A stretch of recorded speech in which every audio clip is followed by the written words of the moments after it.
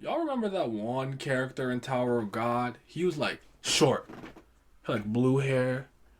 He was John Sula, and he had like a incredible combat showcase throughout the second season. I think he was part of the Khun family, if I remember correctly. And I think he had one of the most classic battles in Tower of God, I would argue, with a knack at the workshop. Y'all remember that dude? Walk? No, jump. Wait. No, run. No. We run. Ran. Ran. Y'all remember Ran? No? Oh, just me. Alright, cool. 時々俺が綺麗どうもそして僕を見て頑張りますあのね Y'all talking time to tick away You ain't clocking I was on the day All that watch is stopping what you claim Dollar crosses real got me name Hoping God just get me out this game All jokes aside, obviously no one forgot who Ran is. I just make the joke because every time someone brings up Ran, I go, who's that? Ran? Never heard of him. We haven't seen this dude since the 39th floor, the name hunt station. It's been a long time, but I wanted to take this opportunity to speak about Ram because you know what? The first time I read Tower of God, he was my favorite character. He was for a long time. I think he's mad cool. It's just hard for him to stay kind of in contention that way because I don't see him that often. Even though I'm gonna be a love stan. Shh, but he back now. I want to make this case here. So I don't know if you guys can agree with me. You tell me if I did a good job or not, but I'm going to remove irregulars. So Bam and characters like that aside. Jihad Princess Sis, so Endorsey and characters like that. Living ignition weapons. And it's kind of special case like a Mad Dog. So like Bagara. You know what I'm talking about. Bam washed them again in season 3. Those Mad Dogs because they were still enhanced by a certain kind of a process. And I'm obviously Rand is not a regular in the sense that he's still a direct descendant of Khun. So he's not like hot, so like a Shibisu who just like kind of like a normal dude in the tower, just kind of climb up. There's no special bloodline in them or anything of the sort, at least up until now. Because even Lore is a branch family of the Fonseca family is a branch family of the Eurasia family. But that all being said, I want to make this case here that I think Ran is honestly been the most impressive, versatile, and combat ready regular that we saw throughout the course of the second season, Return of the Prince. Like the video, subscribe if you're new here, and hit the bell down so the Ghost of the 13-month series does not get you. We've seen some incredible things in feats throughout the third season, but I'm going to focus mostly on the second season stuff just because that's where Rand is prominent. He's not in the third season as of this video, as of today. But I'm going to start off just real quick with the blue hook, just because it's something he didn't use particularly too long and stuff, but I just want to say that he is still adept and somewhat proficient with using weapons. He used that against I think the Devil of the Right Arm event, but he's pretty decent with it, so he at least can kind of use weaponry, so I just kind of want to point that out. But the thing that I want to talk about him is just that, like, I feel like he came to the tower just very well prepared because I didn't necessarily see him training or particularly get, not to say he didn't get stronger throughout the climb, but I don't particularly remember him training in anything crazy like that. But yeah, I just want, like, let's say, so like, he's obviously he has a strong body, he's a good fighter, but it's just like the thing that impressed me the most about him at the time was probably electric storm clouds. I thought that was really cool because I'm thinking to myself, I think he said on Ranker can cause a natural disaster, but with him he can only use it indoors, but he used it to kind of cloud someone's vision, and I'm like, that's crazy. Like, that's versatile because I argue that Shinsu is so unique in the sense that SIU from the get-go never limited himself in this facet. When the Zanpakuto in Bleach, for example, was introduced, we immediately were limited by the fact that it has 2 stages, Shikai, Bankai. There's nothing wrong with that inherently. I'm not saying that was this isn't choice, but that is a limitation. You got 2. It goes 1 form, 2nd form, and that's it. And if you deviate from that, now you're probably breaking your own internal rules and consistency. Probably. I'm not saying that's always the case. Shinsu was always pretty much limitless from the get-go, where SIU never held himself back in that facet where it can create life. It is the air we breathe. It is the sky. It is the sun. It is the... You know what I'm saying?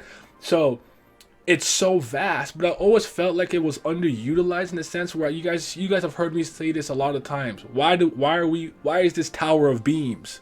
Everyone just shooting beams all the time. Blue beam, red beam, fire beam, ice beam, electric beam. It's like where are the cool techniques? And so anytime I see a technique that's not like, it's more like a utility move or something different, I'm always impressed, like Charlie's white noise. So that's why Electric Storm Clouds really did impress me. Now, his lightning pill, the Ridan, now that is one of my favorite things. Now we learned about a much more effective way to use that internally later on when Bam meets Data Jihad, but the fact that he can kind of power himself up for a fixed amount of time, about 5 minutes, was incredible, and he was able to overwhelm Anak with this. The problem was that he basically fell for a provocation when he didn't have to, but I argue he would have won that fight had he not done that.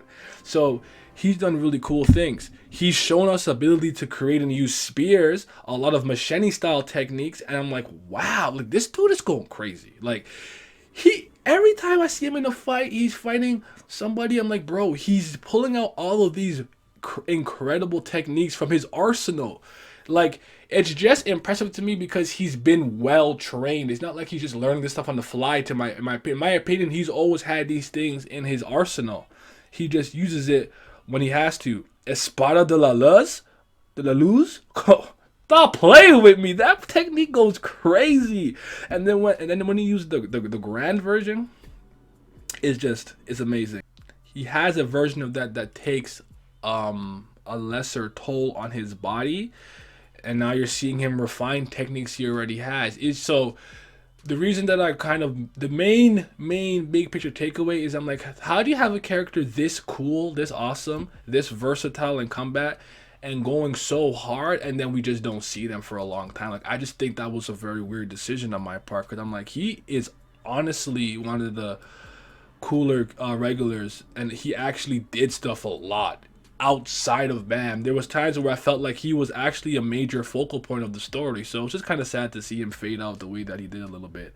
But that all being said, I would be fake, I would not be real if I didn't mention this, because this is actually one of my top 5 moments in Tower of God, because I think it's just incredible.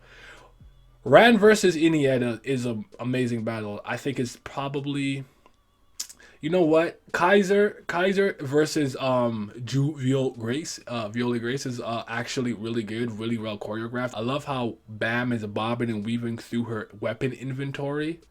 However, I think I like the Ran and Iniesta battle just a bit more from this standpoint.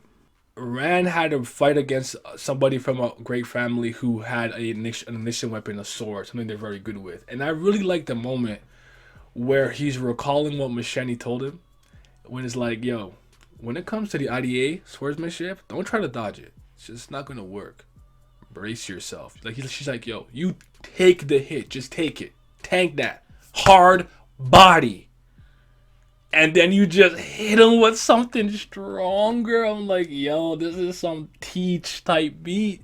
Like a black beat from One Piece. But yeah, like, I'm like, yo, that's so raw. And he was doing it. He popped another. I love that moment.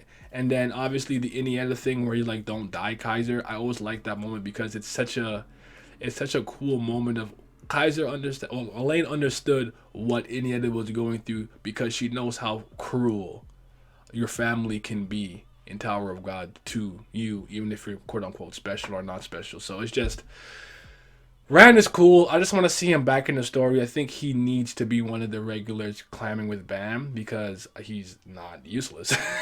So that all being said, you let me know how you guys feel about Khun Ran. Do you like him? Do you not like him? Do you care if he comes back? Do you not care? Do you miss him? Do you even remember this nigga? Let me know in the comment section below, and you guys have yourself some mighty fine day. I'm gonna be out. Can't believe this dude wants to kill Machete once he becomes a ranker. Not my princess. Not my princess.